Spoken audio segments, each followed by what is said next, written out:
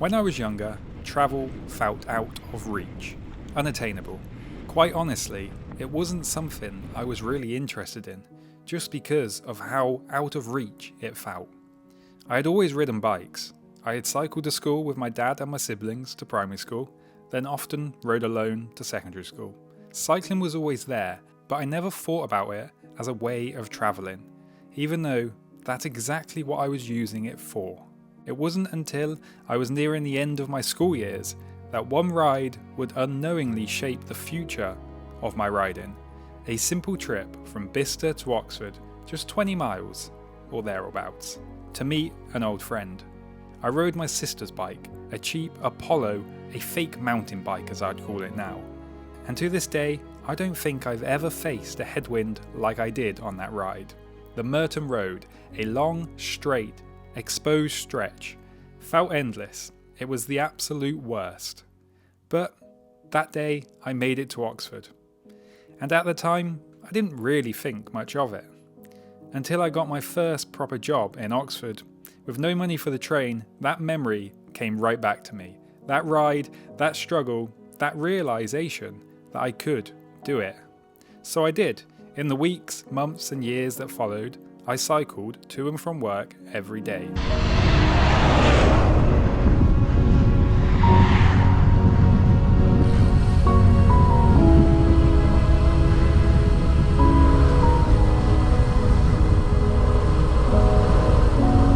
Eventually, I saved up enough to buy my first road bike, and that changed everything. Suddenly, I realised just how efficient cycling could be. The speed, the ease. It opened up a whole new world of possibilities. And as my fitness improved, something started to dawn on me. I could probably go quite far on this bike. I wasn't sure how far just yet, but for the first time, it felt like a possibility. Travelling by bike, and travelling in general, no longer felt out of reach.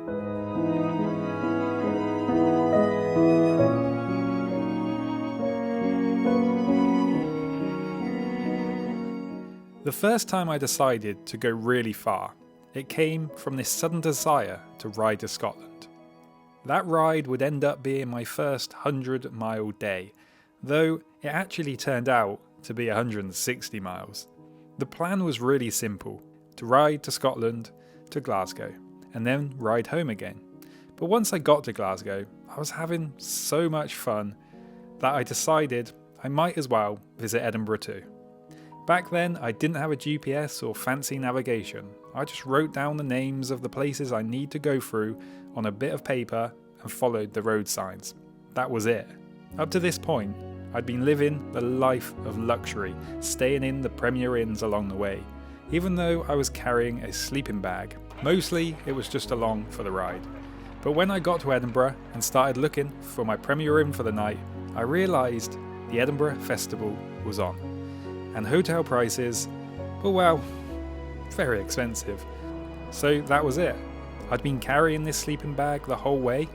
Maybe I'd actually have to use it. I didn't have a bivvy bag, I didn't have a lightweight packable sleeping bag or a tent, just a cheap sleeping bag I had tied to my backpack, not really expecting to need it, but just for emergencies. I started heading back home to Bicester, near Oxford, riding down the east coast. That day I did around 120 miles before laying my sleeping bag down in a field overlooking the sea. And one night under the stars changed my perspective again. I didn't need hotels, I could just sleep outside. If the Edinburgh Festival hadn't been on and I had found a hotel that night, I do wonder if I had ever started bikepacking. It was the ride that made me realise just how efficient cycling could be, and just how far I could actually go.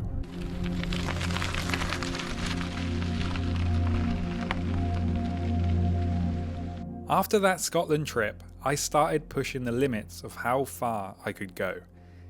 I had a pretty awesome job at the time, long hours, but only 3 days a week. That meant 3 days to ride and 1 day to rest. I'd finish work around 6 PM. Bear in mind, I had already cycled to work the 20 miles to get there and spent the day on my feet working in a kitchen. But I'd leave work with these little goals in mind. One time I set off to the south coast to Brighton, then followed the coastline all the way around to London and then back to Bicester where I lived. I remember those rides being in the 300 plus mile territory. I was doing them on barely any sleep, but it just cemented the idea that I really could travel by bike. Still, no GPS, just a bit of paper with place names scribbled down. I think that's why over the years I've developed this instinct to head towards the sea. If I can find the coast, I can follow it. My thinking was simple. If I can work 12-hour plus days in a kitchen, then I can sit on a bike for that long too. No problem. It was doing these rides that opened my mind to travel. I wanted to see the world, but I wanted to see it my own way.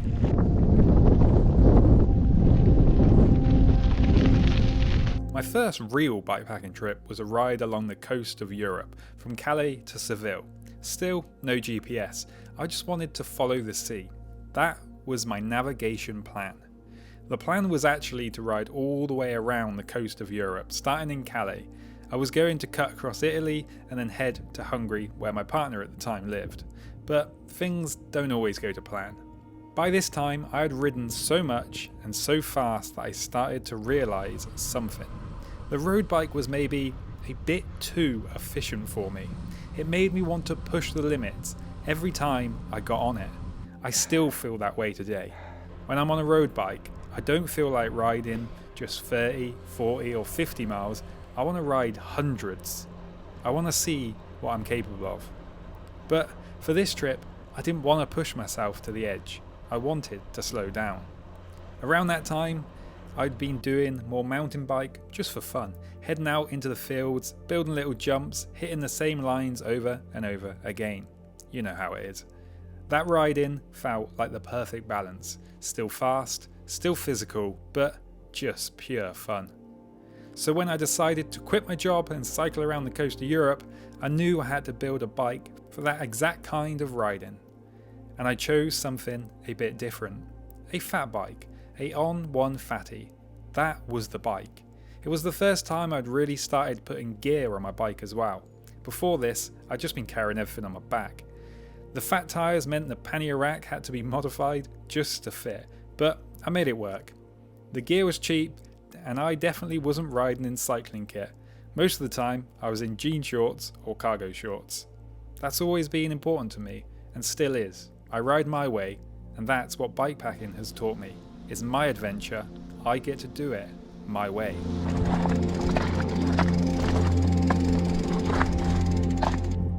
It hit me as I was riding along the coastline. I'd gone from thinking travel was something unattainable, something out of reach, to now being on my own with just a bike, a tent, and a sleeping bag, and miles of coastline to pedal through. I was in a different world now, surrounded by different languages, different cultures, and yet it felt like the most natural thing. There I was, on my bike, living the very dream I once thought was impossible. But even though the riding felt natural, it was still a challenge every day. There were times when the overwhelming feeling of being so far from home would set in. I won't lie, sometimes it felt like too much, and I shied away from embracing every moment. I stayed in my comfort zone, which was on my bike, always moving forward. But other times, I pushed myself to step out of that zone. I'd stop, talk to people, and try and embrace the culture I was cycling through. It wasn't always easy, but when I did connect with others, it made the journey feel even more real. And what I began to realise is how important those small moments of connection are.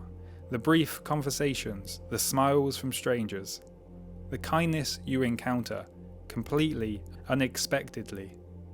Even when it's just in passing, those interactions remind you it's those human moments that stay with you just as much as the landscapes. Because the landscapes, the vast open roads, the endless coastline, the sunrises and sunsets, those are personal. You can try and explain them, you can take a photo, but no one will ever really see them the way you did in that moment. They belong to you, and you alone. But the people you meet, the connections you make, those become stories that live on. Not just for you, but for them too. Moments shared between two strangers on the road, carried forward in different directions, retold for years to come. Looking back now, it's hard to believe how far I've come, from thinking travel was unattainable to riding solo across Europe, embracing new challenges and experiences along the way. The journey wasn't just about the miles or the places though, it was about seeing just how much I was capable of. And that's something I still carry with me every time I ride.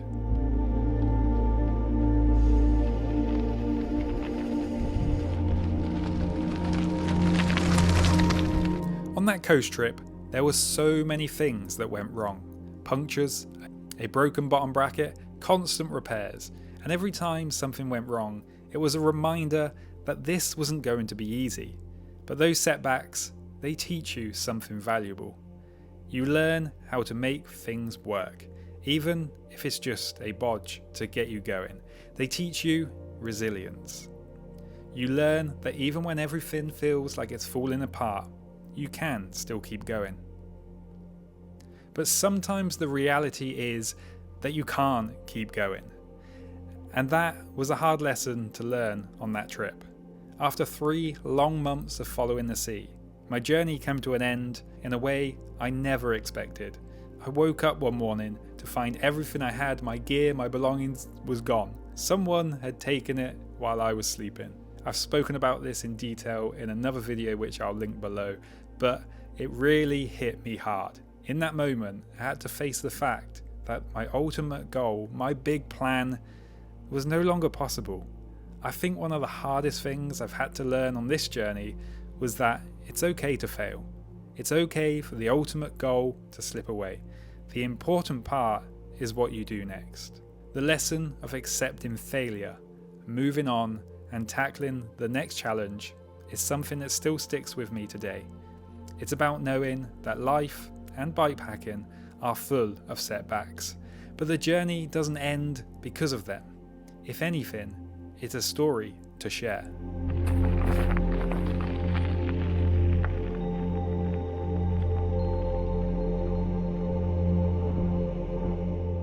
That experience, losing everything and having to stop, shaped the way I approached every trip after that. It taught me that I had nothing to prove. And from that point on, when goals didn't go to plan, I didn't really mind. I just accepted that maybe it wasn't meant to be this time. And I could always try again if I wanted to. That's the beauty of it. I knew my ability, I knew what I was capable of, and I stopped putting pressure on myself to complete things.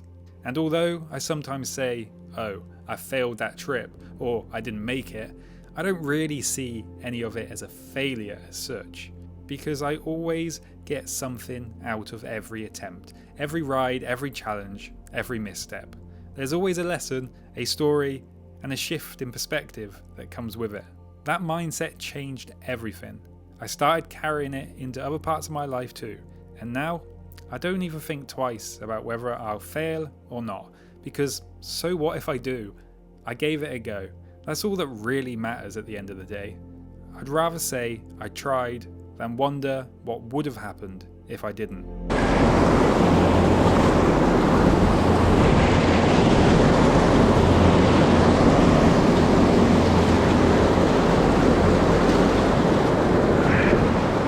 At some point, it stopped feeling like I was going on trips and started to feel like this was how I wanted to live. Adventure wasn't my job, it wasn't full-time, but between work, between the everyday moments, I kept coming back to this way of being. Bikepacking, travelling under my own momentum, connecting with the world around me, it just felt like living. It came with a bit of existential crisis. I started to realise that all these memories I was making, all these stories unfolding on the road, they won't last forever. One day I won't be able to do this anymore. And that's when it really hit me, how important it is to share those stories, to capture them in some way. The memories I've made aren't just for me. They're a way to keep these moments alive, to pass them on, because these stories, they matter. And these memories, they don't live forever. Not in my head anyway. One day they will disappear. The only way they can live on is if I share them, not just online or in videos, but in real conversations with the people I meet out there, because we are all carrying stories, and sometimes those small passing moments, talking with a stranger, sharing a meal, riding a few miles together, are the ones that stay with us. Those are the stories that matter, the ones that live on, not just in me, but in them too. It's kind of comforting in a way that a fleeting moment could stick with someone else. Maybe that's what this all comes down to, creating memories worth sharing, letting them breathe through the other people, and knowing that even when they fade from my mind, maybe someone else will still remember that time we met out on the road.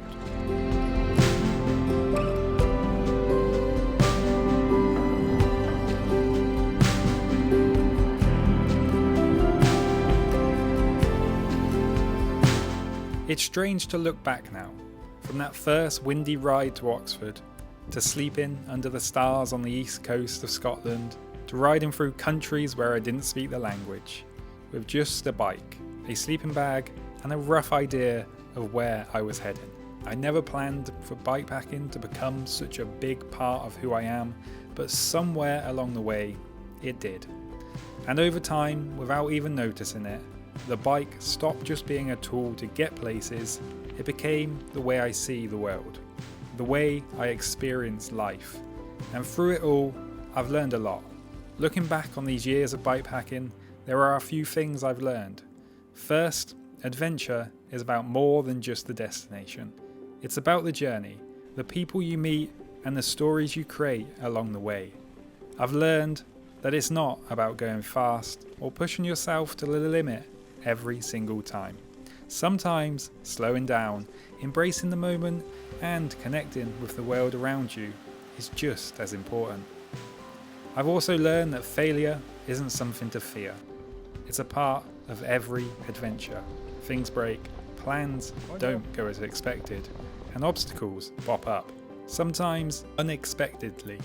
Each challenge teaches you resilience, and every failure is just another step towards growth. As long as you are willing to keep going, you're never really failing. And even if you decide not to keep going, so what? You still made memories, you still experienced something, and that's what matters. And maybe most importantly, I've learned that bikepacking isn't just about the physical act of riding, it's about living. It's about choosing to see the world through the lens of adventure, to make memories that will live on in the stories you share. And when it's all said and done, those stories are the things that connect us. They are the things that last. So over 10 years of bikepacking, I've come to realise that the greatest lesson of all is that there's always more to explore, more to discover, not just about the world, but about yourself. And that's something I'll never stop chasing.